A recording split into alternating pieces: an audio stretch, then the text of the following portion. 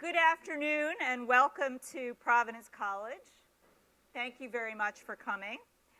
I'm Sylvia Maxfield, Dean of the School of Business at Providence College, and it's my honor to introduce a very special guest today. I'd like to recognize the chairman of the Providence College Board, who's in the audience, John Killian.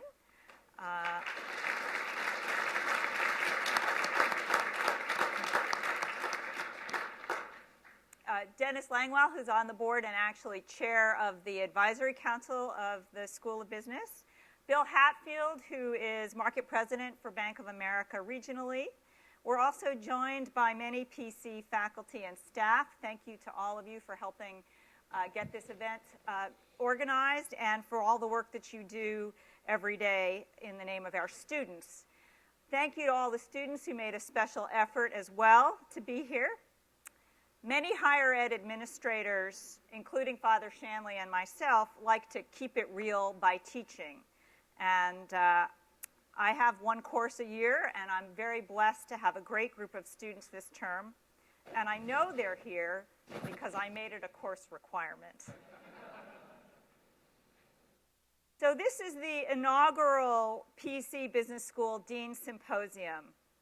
This symposium going forward will feature prominent business leaders who will contribute to our learning community by engaging with us in dialogue about the challenges of values-based leadership in business and the professions.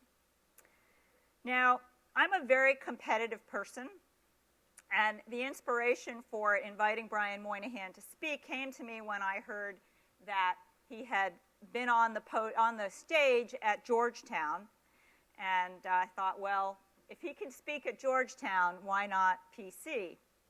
And the Georgetown inspiration is particularly interesting today because, yes, a few people know, our very own Friars basketball team beat Georgetown away, not even on home territory last night. So go Friars.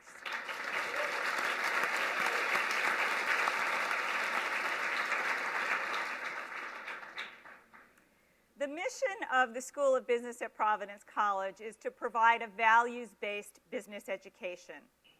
We want students to excel in their chosen fields, but we also want them to be prepared to find meaning in their lives as well as in their work. Our shared values at the School of Business are deeply held. We believe that business can be a force for good, for economic development, for societal progress.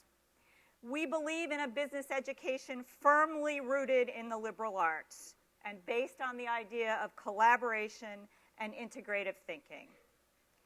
And we believe in a business education guided every day by our Catholic and Dominican tradition, where service, responsibility, and respect are paramount.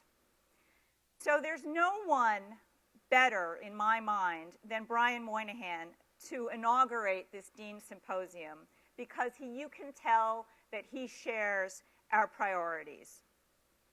Forbes magazine called him the most underrated CEO in America. And banking is a very complex business for many reasons, but partly because it serves both a public and a private purpose. Banks facilitate the transfer of excess savings to entrepreneurs who need financing. They help our market economy so that we don't just use shells to buy and sell. Welcome, Father. And I think that being called underrated is a terrific compliment in an industry that has to be mindful of both its public purpose and its private metrics as well. The public purpose is largely around economic growth, and another thing that I really appreciate about Brian Moynihan is that he has said that Bank of America's growth will mirror the growth rate of the U.S. economy. So the business will grow at exactly the same rate as the U.S. economy will grow. And maybe that's because he's a historian and he knows that in colonial America, the licenses that were given to corporations by the states included clauses that stipulated, for example, how much profit they could keep for their owners and how much profit had to be given back to the community. And some of those charters actually specified the particular charities that profit had to go to. Whatever its reason, it's a way of emphasizing an important point, which is that banks are handmaidens of the economy, not masters of the economy. Brian grew up in Ohio, one of 8 children. He went to Brown, where he played rugby, majored in history, as I mentioned, and met his wife. He then went on to get a law degree at the University of Notre Dame.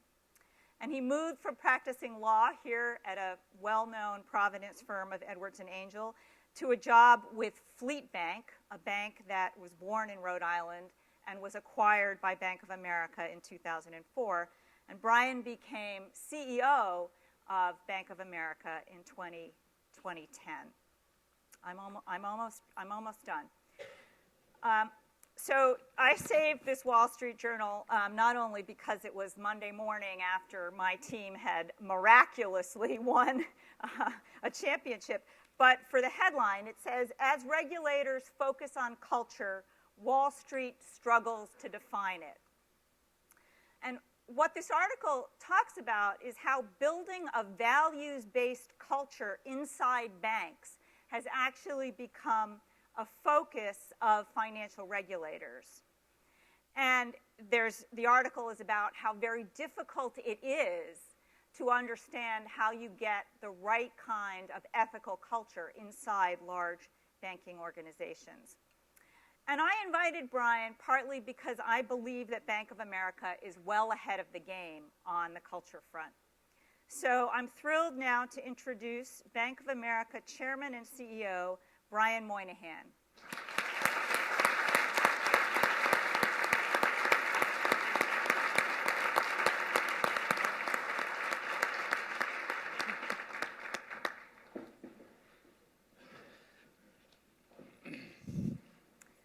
So our format is going to be a fireside chat with questions from myself and our students and answers by Brian Moynihan. And then we're going to make sure that we open it up to questions. So be thinking about your questions, and we're looking very much forward to audience participation as well. Madeline, Chris, can you introduce yourselves first? Yep. So I'm Madeline Mayu. I'm a senior finance major, accounting minor. I currently serve as president of Future Fires Executive. I'm also involved with the mentor-mentee program and as well as a career assistant.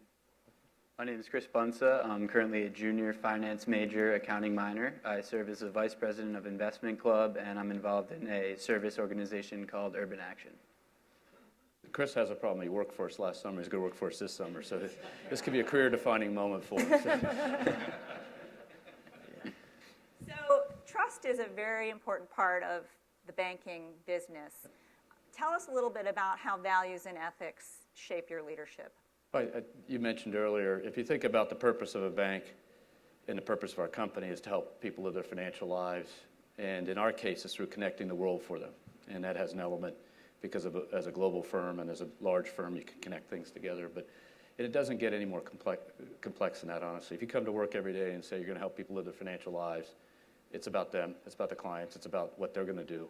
And your job is to figure out how to aid their success. And that value, and we have values, and we have in the company, and we have operating principles and stuff like that, but the basic purpose is what you have to focus on. And so, if you think about that heritage from the Judeo-Christian ethical principles that I was taught at Notre Dame Law School and things like that, it fits very much into how to be a person and how to treat others like you want to be treated yourself, and that's the way we run our company.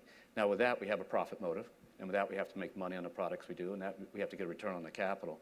But if you start from the purpose you're here, then everything else sort of falls in place. So banks have a lot of stakeholders, from stock owners to depositors and to employees and so many other.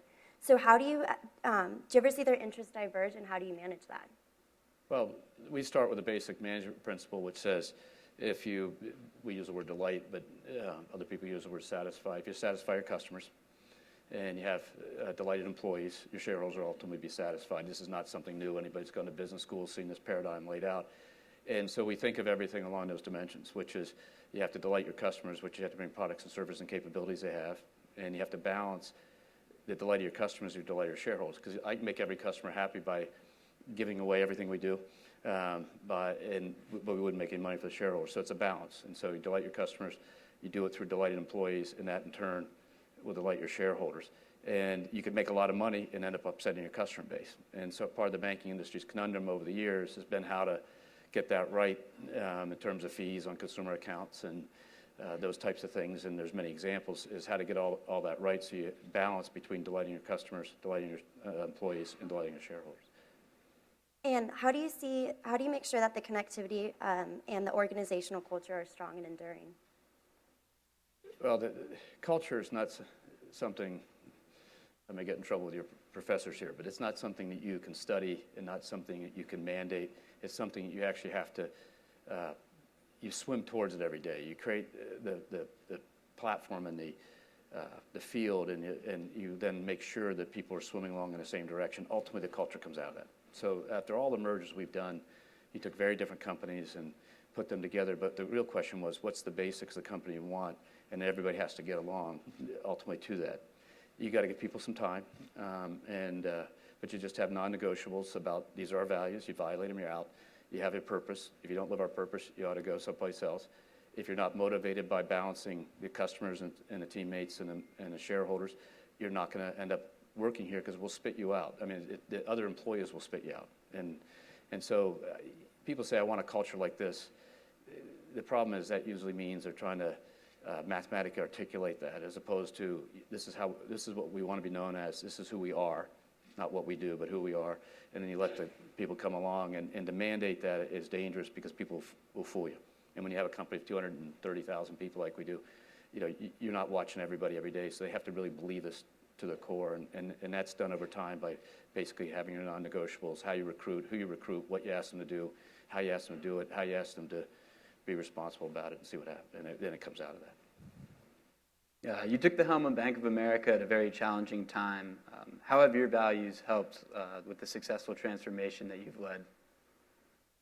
Well, I think that we flipped the purpose immediately when I came in, because when the world is as bad as it was in 2010, 2009, 2008, and coming through, you sort of, if you didn't go to work every day and say, I'm going to work to help people live their financial lives, you couldn't have put up with the pounding. I mean, it was, we were in the paper almost every day. It was just wild. The congressional investigations, inquiries, testimony, and stuff. And if you said I'm doing this to make money, or I'm doing this to feel like I'm CEO of a company or a senior executive of a company or even income, you'd have quit in 10 minutes because there's lots of things you could do a heck of a lot easier. But if you said we're here to serve 50 million consumers, 30,000 middle market companies, 2,000 or 3,000 investors around the world, and said, look what we can do for them, that gives you the energy to go through it. And so the value, when you talk about values, it really was if you didn't focus on your purpose. And I remember distinctly reading just the back cover of, I get sent probably 50 books a week, and by various people who want you to read them. And some are very good and some are kind of interesting. But I remember at the time I happened to pull up a book that basically said what we were doing, and it helped confirm it. It basically said in tough times you have to get, your purpose will rule, and you don't want to overplay that because we are a for-profit entity. But on the other hand, if you keep that in mind, that's what got us through. So give us a feel for what it means to help people live their financial lives. Well, you can look at it in every aspect. So in the last couple of days, there's been major transactions by major companies to acquire other companies. Their financial life is to keep growing and acquiring products and services. So you help them live their lives by doing that. Those transactions are cross-border. So you have European companies or U.S. companies acquiring. And so when that world is that context, which is that's a for-profit company, has a purpose, you help them live their lives by basically providing their ability to grow the company, acquire products, services, raise capital, whatever it is. In the consumer side, everybody can always understand it. It's just literally with a person with a first bank account, how to balance their checkbook, right? And then you work from there to where they have a little bit more money and they want to save, and you start to help them understanding why they want to save, and then you help them borrow money to buy a home or educate their kids or whatever. And so you're just basically following their life along. And the business system we have built at Bank of America literally can take a person, a woman born today, and take that person through becoming the wealthiest person in the world and never have to leave our company, although the services will serve them with over time will switch. And there's true stories. I mean, these are entrepreneurs that started and went to college and then started a company and sold it. And I've seen life cycles just in my career time frame. And so it's really being there at the right time to help them learn what's important in financial lives at that moment. And then you can take any customer in between. But it's that simple. In the big end, the large corporate end, it's that type of stuff. In the consumer end, people can visualize it easier. But it's the same principle, which is what do you need? What do you need to do? Everybody has to transact, borrow, invest, and plan. It's just a question for a company. It's a different set of things than an individual, but everybody has to do that. So you started your career as a lawyer. What made you switch from being a lawyer to a corporate leadership path? How does your legal background differentiate you from other leaders of big banks? Well, there's a long history of lawyers running banks just because there is. I mean, it's kind of, but I left the law a long time ago and then was in business. But the way it really happened was here in Rhode Island. In 1991, those of us that are my age or older can remember we bought Bank of New England at Fleet. And I was practicing law for Evers and Angel, and Duncan Johnson, my mentor, and I worked through that deal, and it was crazy because if you remember 1991 in New England, the world was not too pretty. So we bought Bank of New England from the FDIC, and then a fellow named Bill Mutterpearl was general counsel of Fleet at the time, and he came to me one day and said, Terry Murray said, you're too smart to be a lawyer. He wants you to come work in a company. And Bill's never quite figured out what Terry was saying about him at that point because he was the general counsel of the company. But that's really how it happened. And literally, we were on a plane going to Atlanta, Georgia, and Bill said it to me, and I went back and said, okay, I'll do it. And so I went and ran corporate strategy and then had a succession of different jobs. But it really was that simple. And that's where people say, I often get asked by people who are lawyers, how do I make a transition? And I often say, don't follow what I did. It was pure luck. It just happened to be a person, in Terry's case, that had a belief that I could do something. A person in Bill Mutterpearl's case that was willing to say yes because I went to the legal department for 3 months and knew I was going to come in and go, which disrupted the department. And then, the kind of tutelage under Duncan and others at Evers and Angel allowed me to have a set of skills that were transportable into other areas. And so it was lucky. And do you use your law background in your day job now? Do you watch other folks leading banks and think you have a different perspective because you practice law? Well, it's interesting. If the 8 large banks that we have in the company, either 3 or 4 of us are lawyers. It's just none of us practiced law for a long time. But Lloyd Blankfein went to law school. James Gorham went to law school. I think one other one did. So it's a disciplined thinking. It's not really the preparation. But if I practice law today, I've got 1,000 lawyers in our legal department. I'm not doing what I'm supposed to be doing. That's what they're supposed to do. And just because we pay a lot of fines doesn't mean I like it as a lawyer. But So in your career, you've run all of Bank of America's major business segments. What helped you make those transitions between those activities, and what lessons do you have for young professionals in their first jobs? When you think about what's consistent about all businesses is you have customers, and you got to basically understand their needs, build products and services to serve them, figure out if your employees can actually deliver them, and then figure out if the economics work, and then you start all over again. And so each of the business I had, whether it was I started in wealth management, and that had a certain set of attributes. What are affluent America and wealthy America want? What institutional investors want? In Columbia's case, like the endowment for the college or something like that. And so we built that products, but that same set of principles applies in every business. And so that is really not translatable to a young person starting their career, because oddly enough, I didn't start business till I ran a business or a group of businesses. So there's a fellow named Ron Sharon who's a management consultant. He writes a book called The Terms of Leadership, or a paper. It's a Harvard Business School paper if you want to read it. It'll show you the different skills you need in different steps.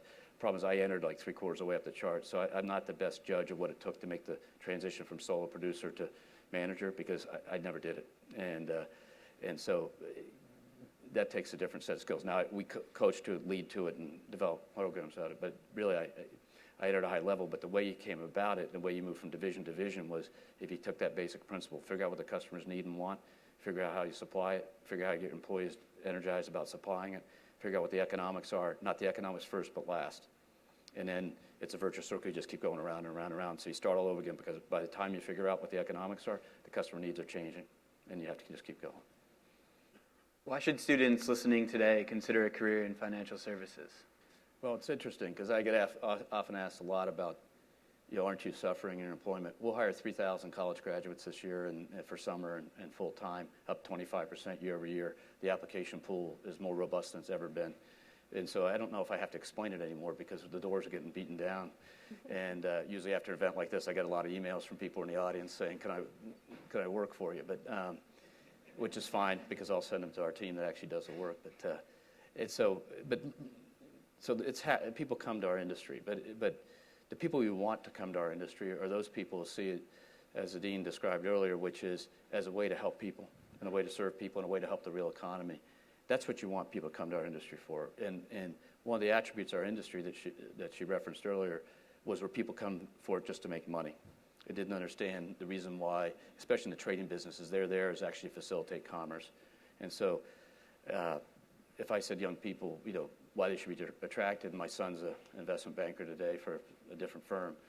And I've always been proud he chose it, because he could have not chosen it. He could have done a lot of things. But you want people to want to come here. When I talk to the young people every year in the recruiting program, you want people to want to come here to help people live their financial lives. And if they don't want to, there's lots of places they can work.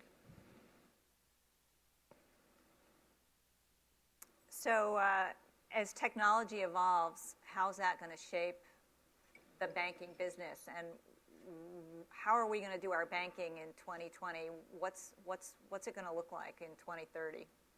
Well, I was on a panel 2 weeks ago in Davos, and one of the panelists was will.i.am from the Black Eyed Peas. So his description of this was quite more fascinating than mine. And he coined a phrase called "idadity" in the middle of this panel, which Satya Nadella from Microsoft and Marissa Meyer, two of the other panelists, were both shaking their heads. Geez, I wish I would have thought of that. But what's going on in banking, in financial services, in every industry, is a multiple set of dimensions. Distributed computing power is beyond whatever you've had. So if you looked out here, everybody has a smartphone, and all segments of society in the United States are smartphone enabled at this point. What a smartphone is versus a old-fashioned phone or computer is a branch in your pocket.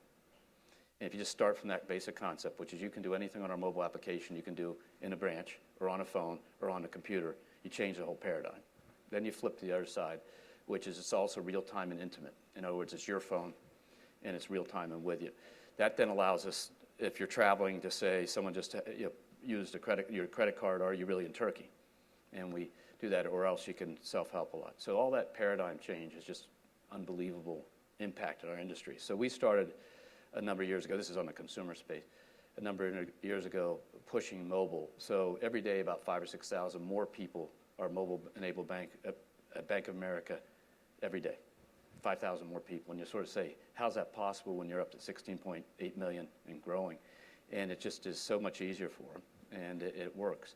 So one basic concept is mobile distributed computing. The other basic concept is enhanced intelligence. Not artificial intelligence, but enhanced intelligence. And so what's changing in all services, and this is one of the issues of employment, is the ability to use technology to replace people in different types of work is just in the beginning.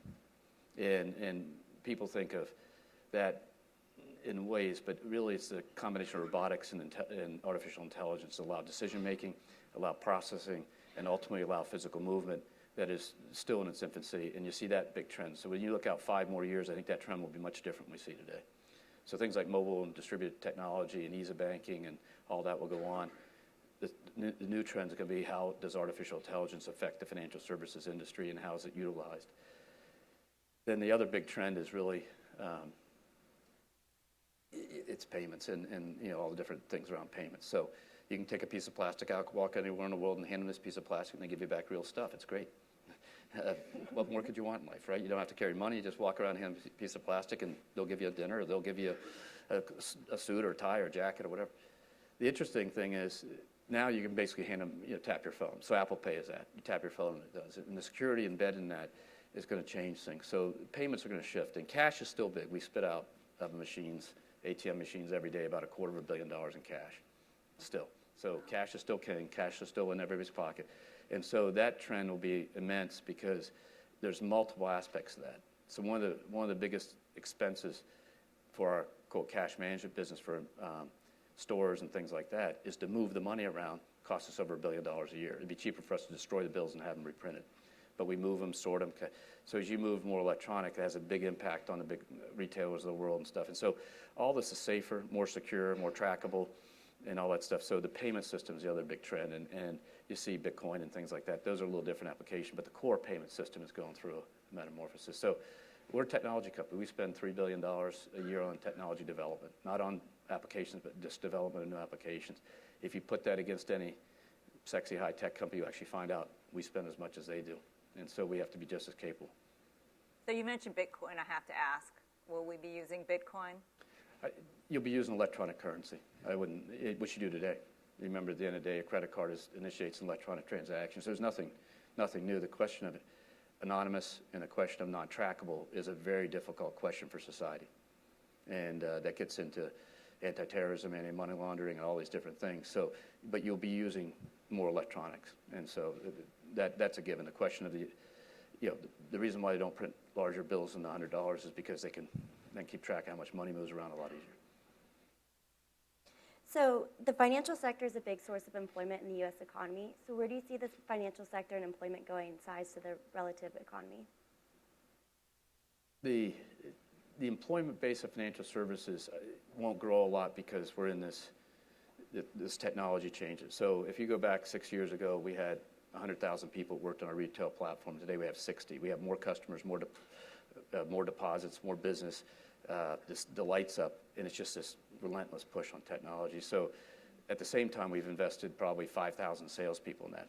And so that investment rate as you turn over will be more sales, but ultimately because of more, you haven't called a company to do service in a long time. You use your phone. And when you do that, so you have this sort of deflationary aspect of employment levels and financial services. At the same time, spending goes up on technology, on sales and stuff like that. And so the numbers will come down, but the actual compensation aggregate spent is relatively flat. It's kind of an odd thing. With all those people, you end up with higher paid people because the part that's being automated is actually lower paid. And so I think overall, the employment in financial services will be relatively flat. And in terms of GDP, do you see the sector, it's shrunk a little bit since 07, 08? What?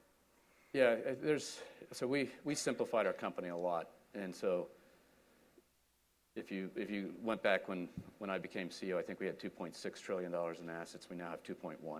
And we doubled the equity and got out of 60 businesses and got out of a bunch of countries and stuff. That's gone on with all my peers. And so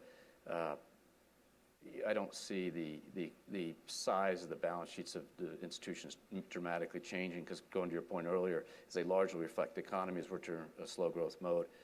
And so I think if you think about that and think of the GDP relevance, I don't think it'll happen. Most of the stuff that was driving that outsized contribution to GDP was stuff that shouldn't have been done and isn't being done anymore. And so it just disappeared, and it either went into private hands and the hedge funds and other things, or into the investment management companies, or just quit being done. Turning to macroeconomics, major players have been reducing their growth forecasts for 2015, and you recently expressed views on falling oil prices. How do you think that will affect U.S. GDP into this year and the next? The one thing I know I didn't is try to predict oil prices. So, but your point is, so our basic prediction for 2015 is nearly 3.5%, but I'd say people revise them down, so probably somewhere in 3.25% and 3.5%. Now, the important thing is that this year was about 2.5% at 2.4%, and so you're seeing an increasing size of the American economy. That's one important point. The second important point is the American economy is big, and so 100 basis points growth in the American economy is a lot of economic activity, which is good for the world. The third point is we don't predict the world to grow over 4%, and if you predict the U.S. economy contributing that much to the world's growth, in U.S. and China driving it, India coming up helps. the problem is if China or the U.S. have a problem and don't grow as fast, the world is really under pressure. And so that's not good. So we got to balance out growth around the world, and that's one of the dialogues that goes on. But the economy's in good shape. Now, the oil prices, what happens is, round numbers, the Americans were spending about $1 billion a day on gasoline last year this time, and this year it's basically 30 to 40% less per gallon per expenditure. And all that money that we can see in our data is respent. In other words, the people didn't lower the level of spending, they just spent on something else, which is generally good for the economy. So you've seen some data where Texas unemployment claims and stuff are rising, but you're also seeing data where consumer spending is still going up, which means all that money is going back out in the economy. And the size of the $1 billion a day of spending is bigger than the impact in Texas. So Texas will bump around a little bit here at $50 price oil or so, but the rest of the U.S. will actually benefit by it. Recently, the dollar's been strengthening, especially against the euro. And do you see this as a sign of strength for the U.S. globally? I mean, I think it has more to do with what the Europeans did in quantitative easing and trying to drive their rate structure down to help growth. Europe's not growing. I think this year we have it slightly positive. And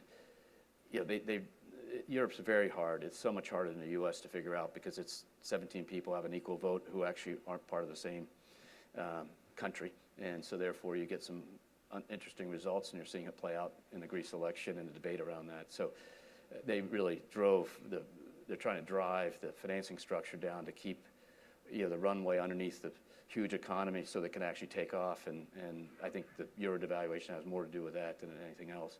And as it devalues, it helps because then our goods and products become cheaper for the world, and then they should get a little bump from that. So it's not a bad thing for Europe. So conversely, is a strong dollar good for corporate America? Jack Lew and others are quoted as strong dollar is always good for the U.S. Strong dollar reflects the U.S.'s strength, and why it's strengthening is because our economy is growing. That's good. That's why when people say, is it interest rates rising, it helps the banking system, but because the way we make money. But the reality is, if interest rates rise because the economy is growing, that's a good thing for America, and that's a good thing for the world. So people should, and it's the same thing with it. If the dollar is strengthening for the right reasons, it's because the U.S. is strengthening, which is actually good for the U.S. One last question. I'm gonna take the chair's prerogative. I've never been to Davos. I've always wanted to go. You're just back. Tell us something noteworthy about your time there.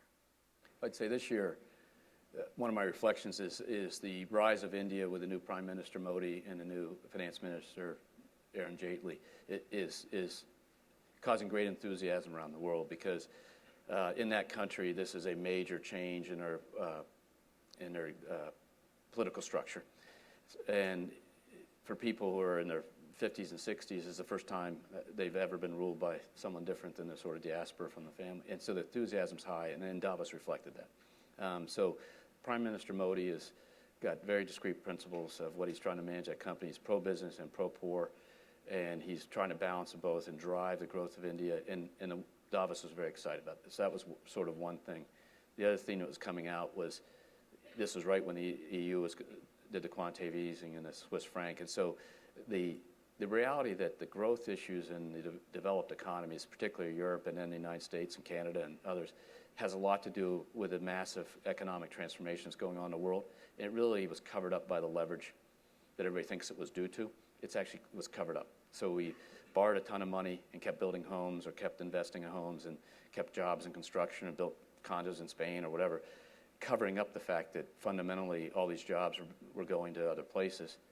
That's good for the profit of the companies, but not good for the employment base. And Europe's finally recognizing that they have a structural issue in the economy. At the same time, they're having a debate between austerity and stimulus. And so that happening all when at Davos is really the question. And then the third thing is there's a fairly decent there's a good amount of enthusiasm for driving the continuous movement for sustainable growth across the world by the CEOs, by the NGOs, by the intelligent, the authors and writers and stuff like that. And that has an element of like with the UN, we're helping a program called Sustainable Energy for All. So you have to have energy. It's arrogant for the developed countries to say the lesser developed countries can't have energy unless they do it with alternatives when it isn't viable yet. So you have to have energy. The question is how you build the bridges. And so the climate change thing has gotten interesting now because everybody's sort of largely in the same boat, which is how do you build the arcs towards a future and take advantage of low gas prices, low energy prices to help build those arcs. And that dialogue was pretty strong. And then beyond that, Bill Gates and others put out his new goals for the next 15 years, and that was a big discussion. Great. Thank you. Thank you very much. So we now have some time for questions from the audience. I think there are mics running around, so if you can raise your hand, one of our mic runners will make their way to you. The hand up right here.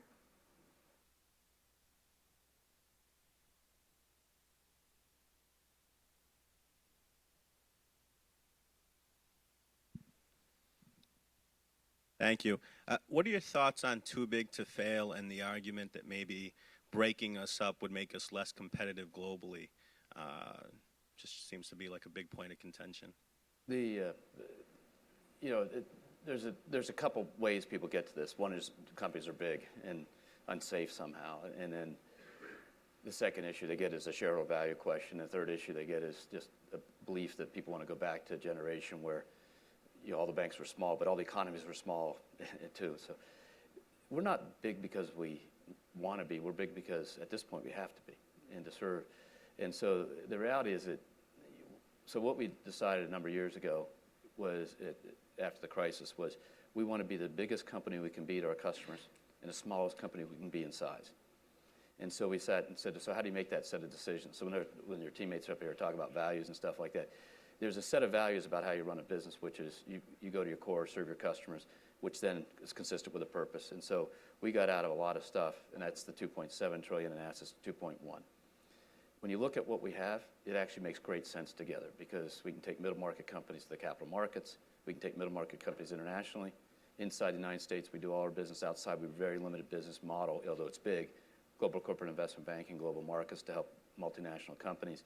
Got rid of all our outside the United States consumer platforms and things like that. And by doing all that, we've become simple. So my basic view on this is a premature debate. We double the capital.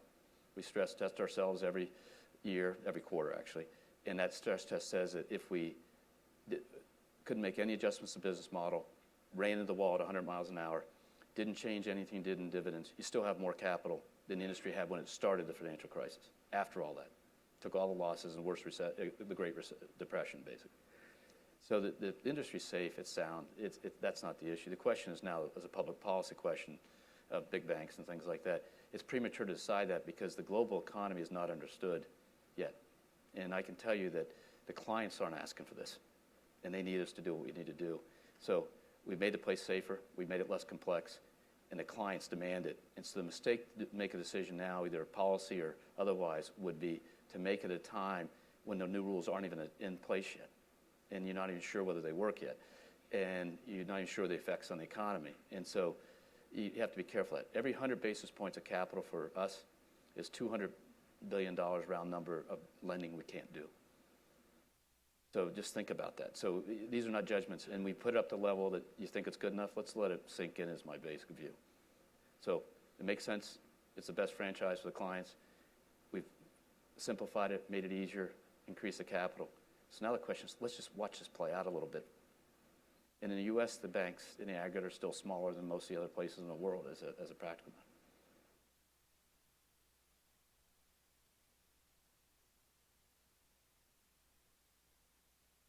Thank you. Mr. Moynihan, Zach Harvey. I'm a junior here at Providence. Thank you for coming and welcome to Providence College.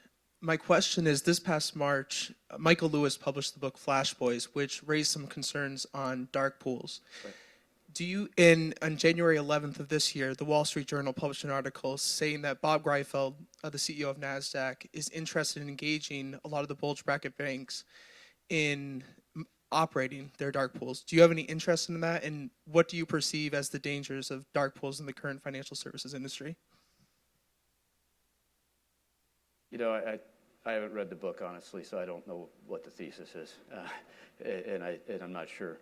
So I wouldn't really reflect on that. The idea of electronic trading, that people make a mistake between dark pools and electronic trading. The electronification of the fixed income and equity markets has been a huge benefit to everybody.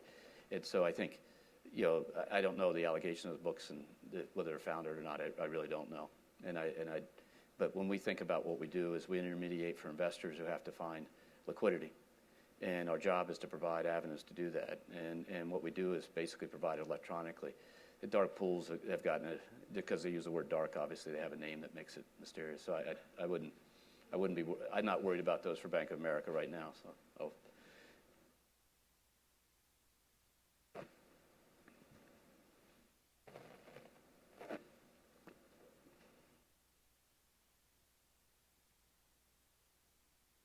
Hi. Dean Maxfield was saying how liberal arts is such a focus here at PC, and we are constantly telling our students the importance of their liberal arts background.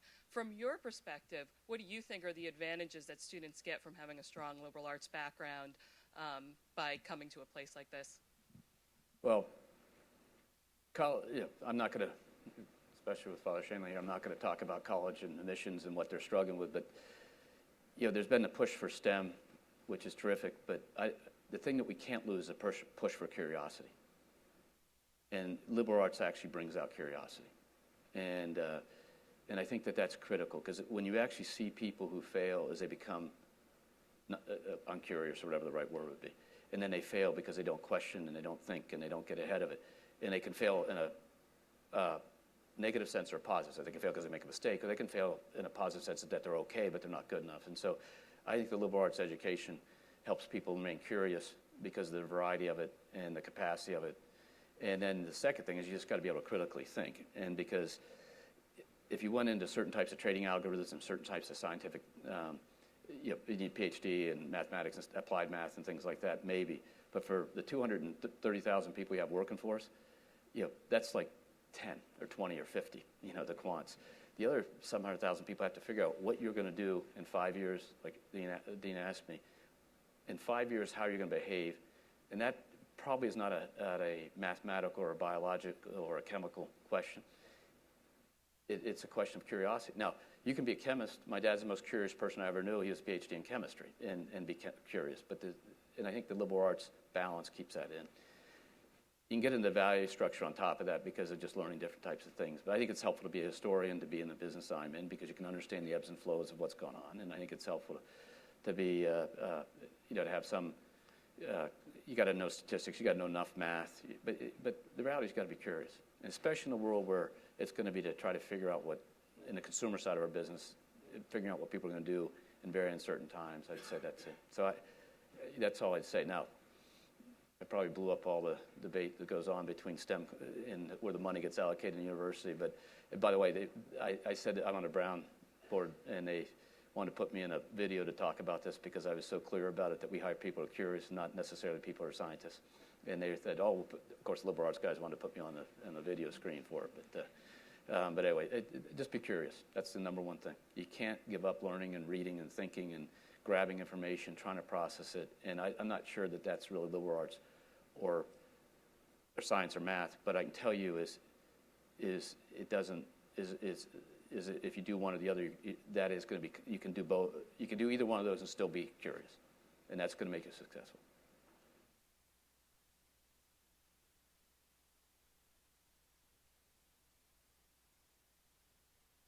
Hi, my name is Bob Gorman. I'm a member of the class of '78 from Providence College. Can you hold it? Okay. I have two questions for you. One is a sort of a fluff question I'm more curious about, but the second question, I'd love to get your take on it.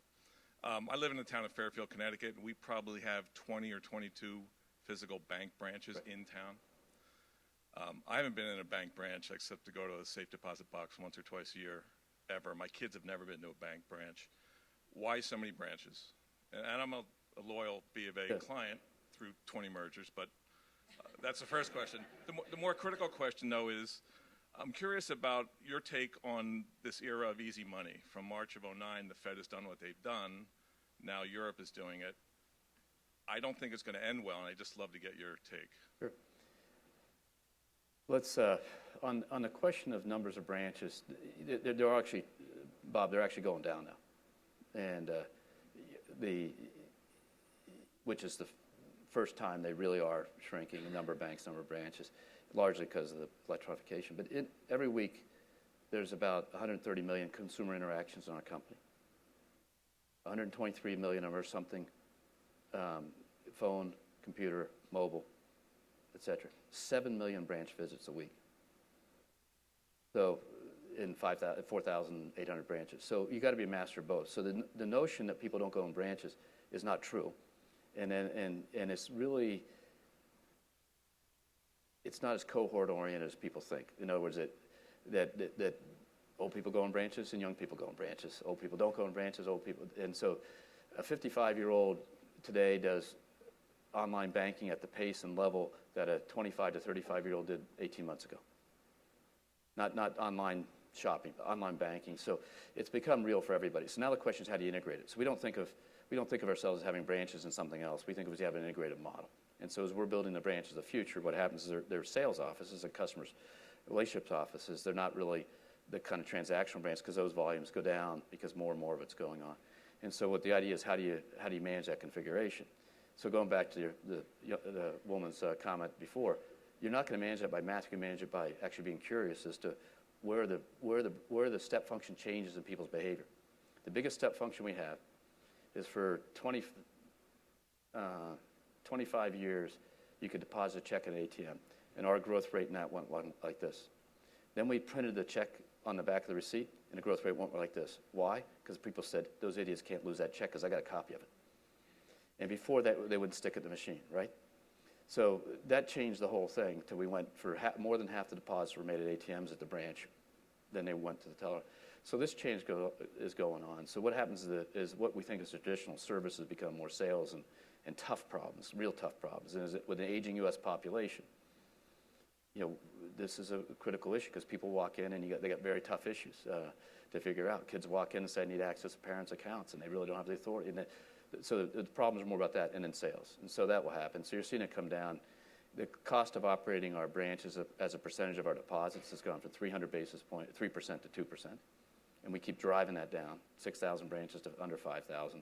And we have more customers, more delight in the customers and everything. And today, about 12 or 13% of all the checks deposited at Bank of America by a consumer, they take a picture and send them in. So that's real. Now the question is how curious, what's going to be behavior, and that's why I have all these smart people that work for the team that runs that, trying to figure out what will be that next step changing. What will be that print on the back of the ATM? Snapshot of deposit, change that. You had the ATM receipt, then a snapshot of off the phone.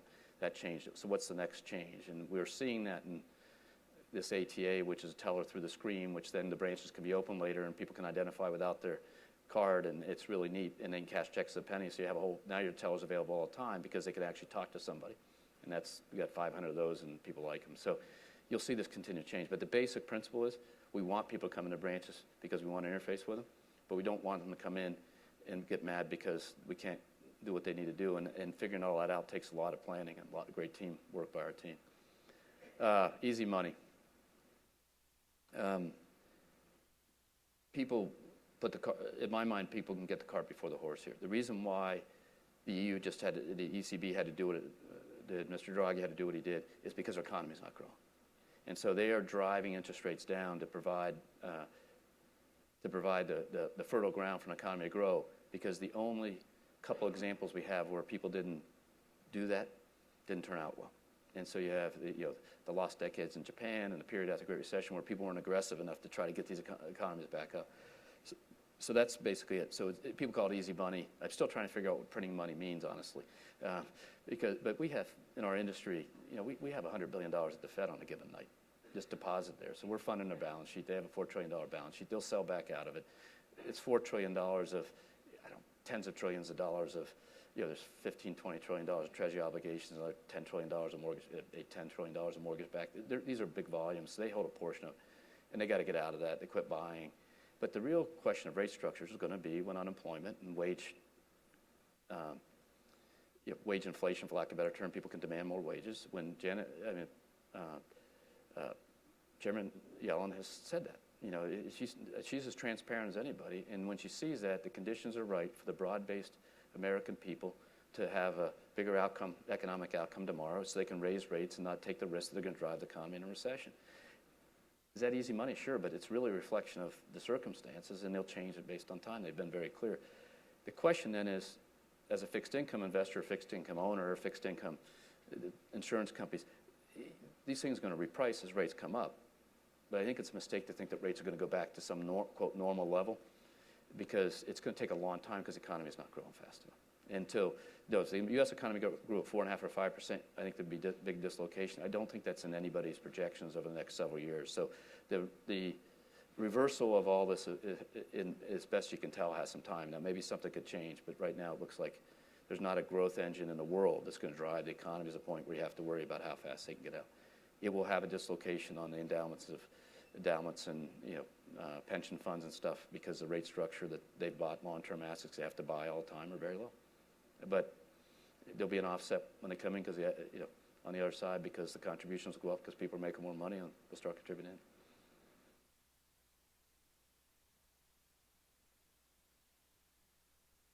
Hi, I'm Ann Nagel. I work here at the college, and I've always been interested in the role that banks play in the local communities.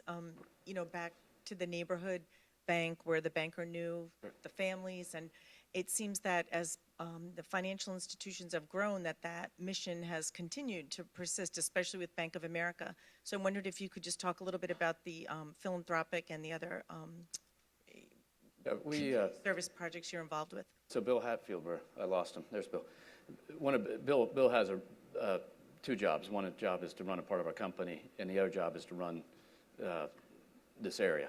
And so his job is to make sure that we do a great job of the employees, a great job of the customers, a great job of the communities, a great job, in our political engagement with the Rhode Island political politicians, policymakers, et cetera. And that's part of the job. So we have all those 93 markets, and so that's what we do to try to keep that balance in place. And then from the top, we basically do a lot in different communities. So last year we did 2 million volunteer hours. Each year, somewhere between $150 to $200 million in philanthropic giving. And then the combination of what we do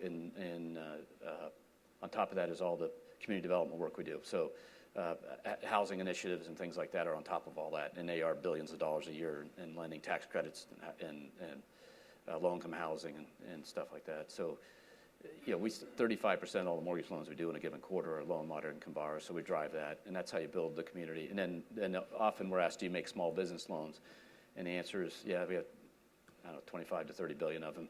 We actually have 50 if you count the next size up to 50 million in revenue companies, and we make them as often as we can when they're credit worthy, so it's not an issue. Now, one of the fun things about my job is how this all works and watching it play out. So yesterday, what day is today, Thursday?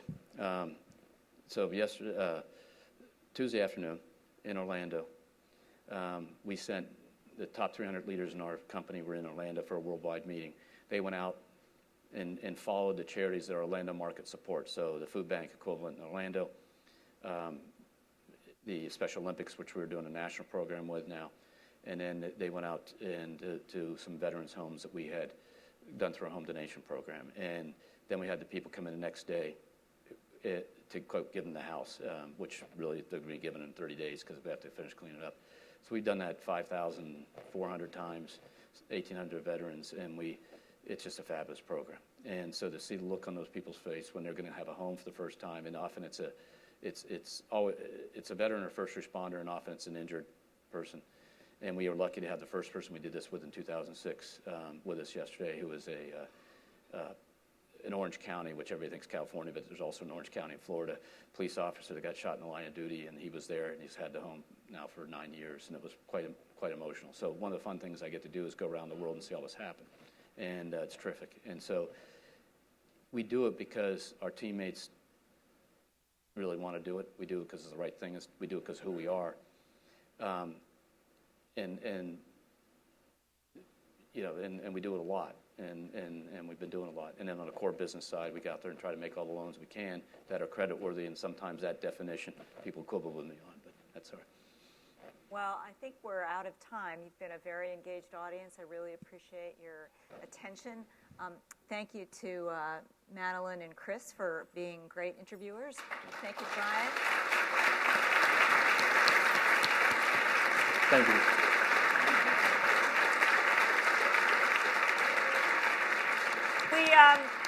Where's Sharon? Sharon asked you a question about the liberal arts. She happens to be a scholar of business history, and we have a small gift for you. We've heard you like history and you like to read, and Sharon autographed that for you. Thanks, Sharon. Thank you. in the neighborhood.